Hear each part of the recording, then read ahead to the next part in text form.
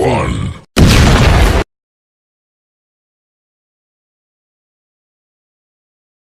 Terus, Bang, menanggapi terkait kemarin kan kita ngebahas soal kasus intoleransi yang ada di Sukabumi, dan sekarang pihak kepolisian sudah menetapkan 7 tersangka pelaku intoleransi. Alhamdulillahirobbilalamin.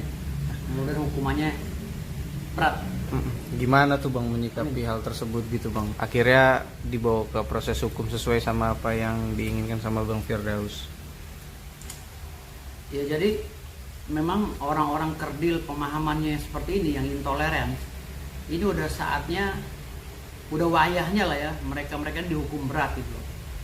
Bila perlu dicabut kewarganegaranya, kita samakan dia itu dengan pengkhianat. Kenapa?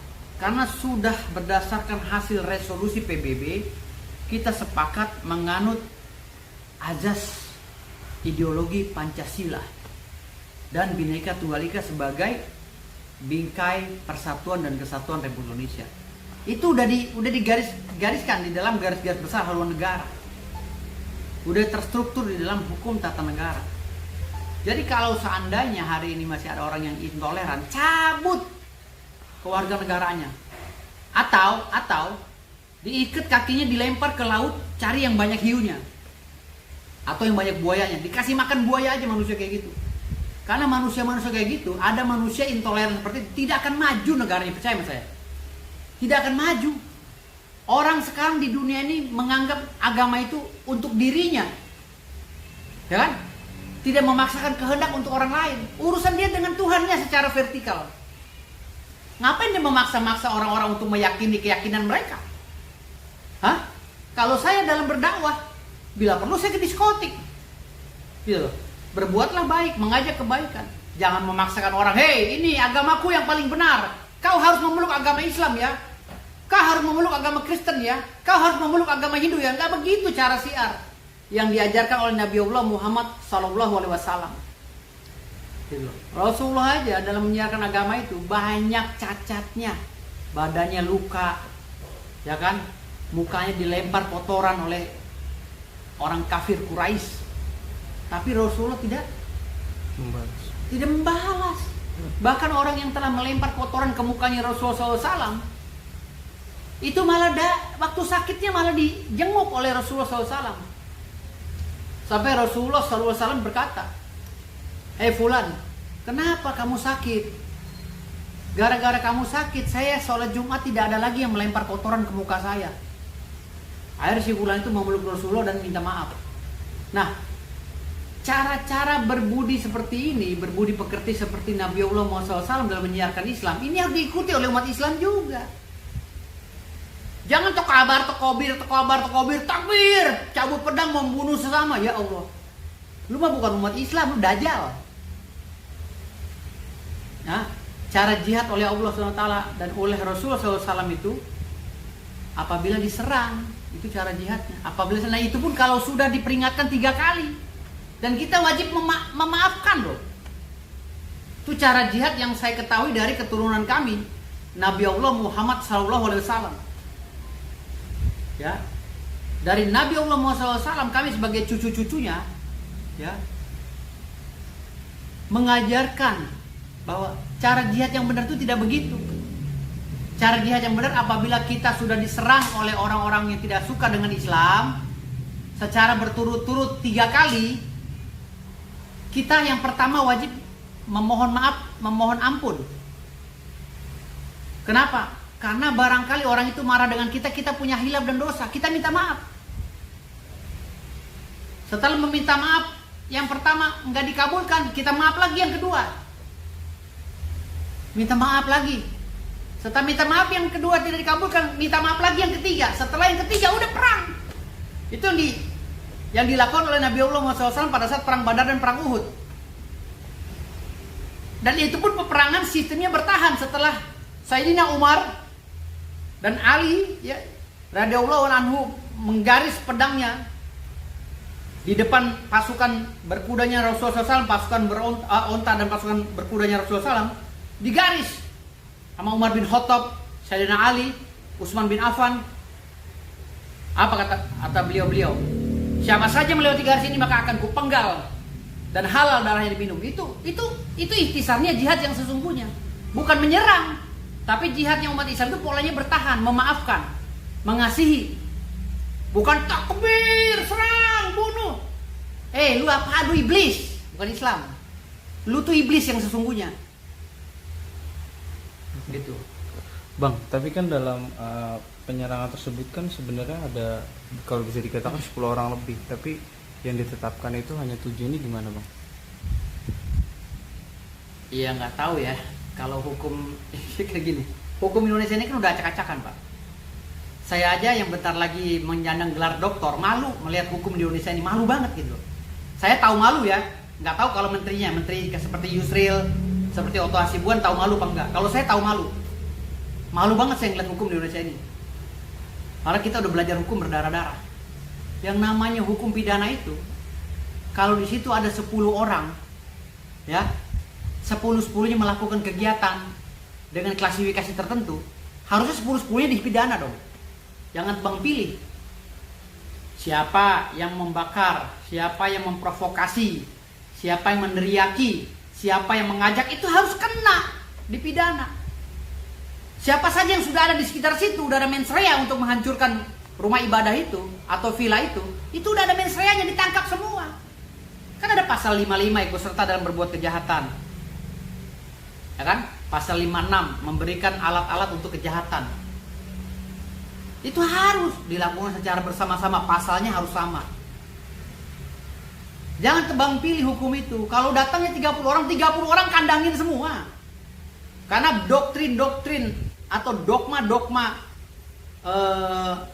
sesat seperti itu harus diberantas di bumi NKRI ini.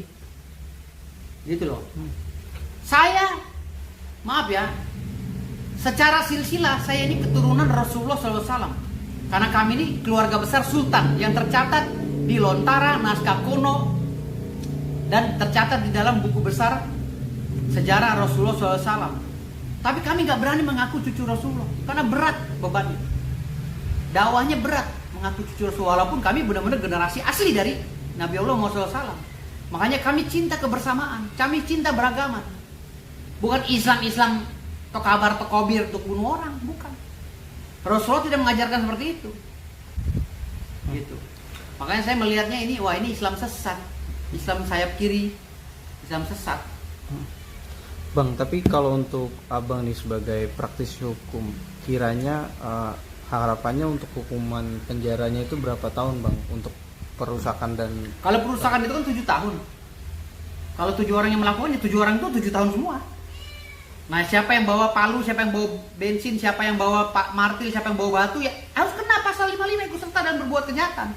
Yang menyediakan barang juga ikut serta. Pasal 56 KUHP. Jangan tebang pilih. Yang ikut berteriak di situ kena juga. Ayo, geruduk. Ya ikut teriak aja kena. Gitu loh. Itu pemicu. Jadi jangan tebang pilih hukum Indonesia ini.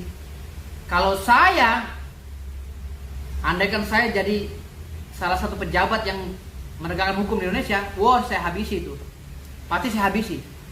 Saya nggak peduli dia labelnya mau Islam, mau Kristen, mau Hindu, mau Buddha. Kalau dia intoleran, kita sikat. Negara ini nggak boleh takut sama manusia-manusia intoleran. Bang, ini kan kemarin pemilik villa ini diberi uang 100 juta sama KDM, Bang, untuk membentulkan kerusakan, tapi malah uang tersebut diberi ke masjid dan musola sekitar gitu, Bang. Itu seperti apa, Bang, menanggapinya, Bang? Jadi gini, cara-cara seperti ini kan udah cara-cara yang salah ya kalau menurut saya. Kalau ada keributan, yang berbuat jahat, berbuat busuk itu orang Islam, selalu orang Islam yang diberikan fasilitas. Bukannya kaum minoritas umat Kristiani yang dibae-baein orang Islamnya agar tidak ngamuk. Kan lucu gitu loh. Negara ini negara apa? Gitu. Hah? Apa karena lantas dengan setelah mengganggu orang beribadah kamu beramal ke masjid kamu diterima oleh Allah? Tidak, Bos. Tidak. Uang dari hasil menjolimi sesaudaranya walaupun beda agama tidak akan diterima pahalamu sama Allah SWT. Nggak bakalan. Sebelum kamu saling memaafkan antara umat beragama, saling maaf memaafkan. Karena udah tertutup semua tuh ruang pahalanya kalian. Udah telah berbuat dosa. Kalian telah berbuat dosa kepada sesama. Makanya saya bilang tadi sini KDM itu datang ngasih duit 100 juta tuh mau ngapain gitu. Malah bikin kisruh KDM itu. Dibilang mau nyari nama, mau jadi gubernur lagi periode yang akan datang juga lucu kan. Ngapain sih cari nama kayak begitu KDM? Gitu loh. Coba panggil semuanya. Jangan sepihak dong yang dikasih duit. Umat Kristiani juga dikasih duit dong. Jangan yang punya villa aja. Bang, iya, tapi kan sebenarnya kan kalau yang punya villa itu kan bisa dikatakan orang yang terkena imbas ya, bisa dibilang ya Bang ya. Tapi dia dikasih uang 100 juta tapi malah dibuat ke masjid gitu loh Bang. Ya nggak tahu deh gue, pemikiran mereka nggak tahu ya. Maksudnya mungkin biar mereka masuk surga kali ya, nggak tahu ya, pemikiran orang-orang koplak biasanya kan gitu kan. Udah menjolimi orang tanpa rasa malu ya kan, tanpa rasa dosa. Ini duitnya gue amalin di masjid gitu. Harusnya kan kepada saudaranya yang Kristiani yang dipersekusi harusnya dibaik-baikin. KDM kasihlah duit 1 miliar sama umat Kristiani itu yang dipersekusi. Kenapa sih? Gitu loh. Kan mereka sedang beribadah di villa yang mereka sewa, wajar lah. Lah saya juga kalau ada acara manakib apa segala itu saya sama teman-teman dulu di villa kok, nyewa villa manakib, zikir gitu loh, bersama-sama sama kawan-kawan. Gitu. Sewa villa teriak-teriak malah kita, lebih kencang lagi teriak kita. La ilaha illallah, la ilaha illallah. Kan saya kan Toriko Nasabandia dulu. Dari Suralaya. Saya bareng-bareng sama anak Toriko Nasabandia. Kalau zikir itu begitu, teriak-teriak kencang-kencang sampai orang pada dengar. Enggak apa-apa, enggak ada masalah. Enggak ada juga umat Kristiani yang larang saya. Nah, maksud saya harus berimbang, mendapatkan perlakuan yang sama umat Kristiani. Jangan selalu dianaktirikan gitu loh. Karena kita udah sepakat nih, para pendahulu bangsa yang memerdekakan Indonesia ini dari berbagai umat beragama sudah sepakat bahwa NKRI ini dibingkai oleh Bhinneka Tunggal Ika dan ideologinya adalah Pancasila. Terapkan itu, kalau itu nggak diterapkan bodoh semua. Boro-boro surga kau, neraka yang ada. Jangan mengharap dan bermimpi masuk surga nih. Saya cucunya Rasulullah yang ngomong, cucu langsung Rasulullah. Garis keturunan saya jelas dari kesultanan. Saya nggak aku-aku. Ya, dosa kalian. Sesama manusia saling intimidasi. Kalau mereka salah, ya pemerintah berhak membina mereka.